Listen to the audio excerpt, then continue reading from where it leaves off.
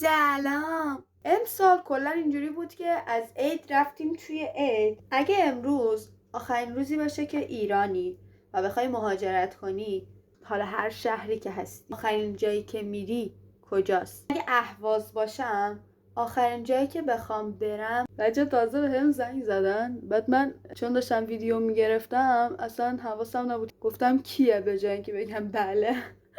روی پلا میرم، ساحلی میرم، پل کابلی، پل سفید، یکم اونجا وای میستم، رو خلوت میکنم، چون من همیشه هر وقت که حالم خوب نبوده اونجا واقعا حالمو خوب میکرد. وقت داشته باشم حتما یه کافه هم میرم. این دوست داشتم مثلا یه کافه برم که فضای باز داشته. من کلا انتخابم همیشه کافه ایه که فضا باز داشته باشه. آخرین کافه ای هم که برم کافه لمون باشه. خواهی واسه آخرین بار یه کافه بری، کدوم کافه رو میری؟ واسم اینجا کامنت کن. I love you so much.